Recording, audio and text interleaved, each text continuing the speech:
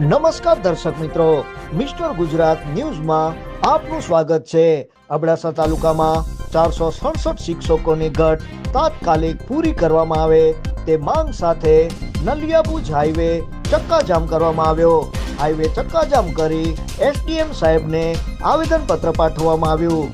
સાથે માંગ કરવામાં આવી કે 1 મહિનાની અંદર અબડાસા તાલુકામાં શિક્ષણની ઘટ પૂરી કરવામાં આવે। અબડાસા તાલુકામાં 70% સ્થાનિક શિક્ષકોની ભરતી કરવામાં આવે તેમજ જર્જરિત સ્કૂલને પાડી નવી સ્કૂલો બનાવવામાં આવે તેવી માંગ સાથે બહુજન આર્મીના સંસ્થાપક લખનભાઈ દુઆ તેમજ અબડાસાના સ્થાનિક લોકો આંદોલનમાં મોટી સંખ્યામાં જોડાયા હતા। આગામી 1 મહિનામાં જો શિક્ષકોની માંગ પૂરી કરવામાં નહીં આવે તો ચૂંટાયેલા પ્રતિનિધિના કાર્યાલય પર તાળાબંધી કરી વિરોધ પ્રદર્શન કરવામાં આવશે તેવી ચીમકી લખનભાઈ દુઆ દ્વારા ઉચ્ચારવામાં આવી હતી। ચૂંટાયેલા પ્રતિનિધિને બેદરકારીના કારણે આજે અબડાસાના વિદ્યાર્થીઓ રોડ પર આંદોલન કરવાની નોબત આવી હતી। Report by Divyarajsinh Jadeja.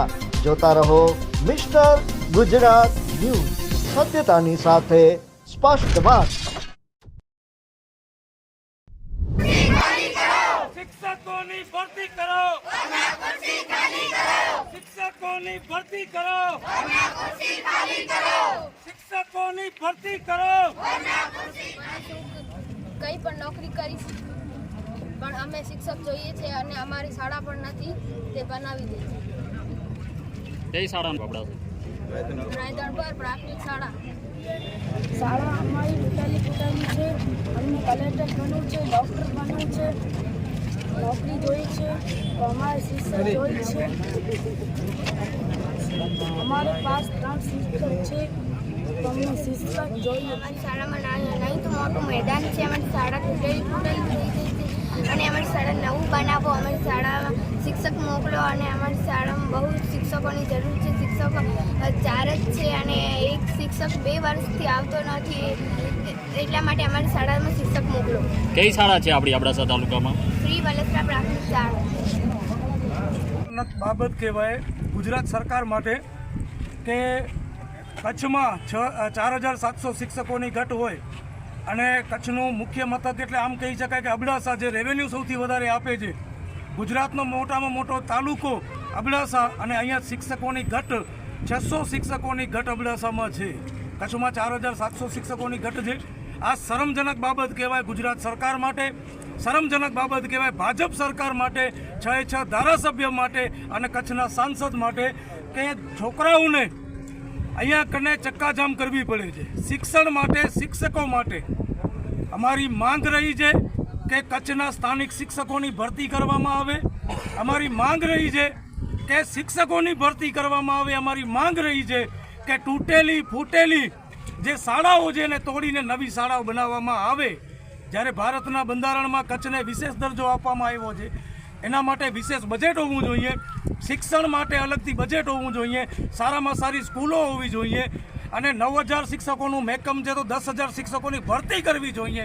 એની જગ્યાએ આ કિન્નાખોર સરકારે એક જ કામ કર્યું છે, શિક્ષકોની ભરતી ઘટાડો, આ છોકરાઓ ભણે નહીં, આ માત્ર ને માત્ર કોંગ્રેસ અને ભાજપના ઝંડા ઉપાડવા માટે, વોટ વેચાતા લેવા હોય, અભણ બનાવવા માટે, કચ્છના બાળકોને, કચ્છના ભવિષ્યને રોંધવા માટે જ આજે સરકારે કાવતરું કર્યું છે। એના વિરોધમાં આજે નલિયા હાઈવે ચક્કાજામ કરવામાં આવ્યું છે। આ શરમજનક બાબત કહેવાય સરકાર માટે અને ખાસ કરીને અબડાસાના ધારાસભ્ય માટે શરમજનક બાબત કહેવાય। તમે મોટી મોટી વાતો કરો છો, જ્યારે ગાંધીનગર ગયા 2500 શિક્ષકોની ભરતીની જાહેરાત થઈ અને ત્યારે કચ્છના 6 ધારાસભ્યોને સાંસદ ઉપરી પડ્યા કે અમારી સરકારે કચ્છ માટે સ્પેશિયલ પેકેજ બનાવ્યું છે 2500 શિક્ષકોની ભરતી કરવાનું। શિક્ષકો ક્યાં? આ કચ્છ પૂછે છે તમને 6 ધારાસભ્યોને, શિક્ષકો ક્યાં? સાંસદ શ્રી, શિક્ષકો ક્યાં? કોઈએ બંધારણ વાંચ્યું છે ખરું કે કચ્છને વિશેષ દરજ્જો આપવામાં આવ્યો છે? અમે શિક્ષક માંગીએ છીએ, અમારા બાળકોના ભવિષ્ય માટે એજ્યુકેશન માંગીએ છીએ અને તમે જે બહારેથી શિક્ષક લઈ આવો છો 2 મહિના 4 મહિના બદલી કરાવીને ચાલ્યા જાય છે। આજે અહીંયા કને અબડાસામાં 450 શિક્ષકોની ઘટ છે અને 170 શિક્ષકો ઓલરેડી બદલીનો ઓર્ડર આવી ગયો છે. જેવી નવી ભરતી થશે એટલે એ બદલી કરીને ચાલ્યા જશે. પાછી ઘટને ઘટ રહેશે અબડાસામાં. આ રોડ બંધ કરવાનું ઉદ્દેશ્ય એ જ છે કે અબડાસામાં એક પણ જગ્યા ખાલી ન હોય અને કચ્છ આખામાં અને ખાસ કરીને અબડાસામાં 70% શિક્ષકો કચ્છના હોવા જોઈએ. આટલું રેવન્યુ આપતું હોય અબડાસા અને ખમીરવંતી અબડાસા જે તમને 2-3 વખત તમારા ઉમેદવાર ચૂંટાઈને અહીંયાથી આવતા હોય, તમારી તાલુકા પંચાયત અબડાસામાં હોય. હું તો આ લોકોને નાલાયક માનું છું ભાજપવાળાને કે અવાજ પણ ઉઠાડી શકતા નથી. શરમજનક બાબત કહેવાય. અમારી માંગ છે કે બધા શિક્ષકોની કાયમી ભરતી અહીંયા કને કરવામાં આવે અને એક પણ શિક્ષક બદલી કરવામાં આવે નહીં, અને એ પણ મહિના દિવસની અંદર. બીજી માંગ છે કે અબડાસામાં જેટલી પણ તૂટેલી ફૂટેલી સ્કૂલો છે વર્ષો જૂની, એ તમામ સ્કૂલોને તોડી અને 1 મહિનામાં એનું ગેજેટ અને ઓર્ડર પાસ કરો, વર્ક ઓર્ડર કરો કે ભાઈ નવી સ્કૂલો બનાવવામાં આવે. અને ત્રીજું કે બહારની જે ભરતી કરવામાં આવે છે 70% અબડાસામાં ભરતી લોકલ કચ્છના લોકોની કરો. અને ચોથી વાત એ કે જે પણ શિક્ષક અહીંયા જે પણ ગામડામાં વિદ્યાર્થીઓને અભ્યાસ કરાવવા માટે આવે એ પોતે સ્થાનિક ત્યાં કને રહે, એ બીજા ગામથી અહીંયા કને આવે નહીં, પોતે એ ગામમાં રહે. એવું ઘણા ગામડાઓમાં છે પણ અહીંયા અબડાસામાં નથી, તો એ પોતે ત્યાં કને રહે અને આજીવન નોકરી અહીંયા અબડાસામાં કરે એવી જોગવાઈ સરકાર કરે. આ વિદ્યાર્થીઓ સાથે આજે રોડ બંધ કર્યું છે. આવનારા દિવસોમાં ધારાસભ્યની ઓફિસ આગળ કદાચ તાળા લગાવીએ તો કોઈ મોટી વાત નથી.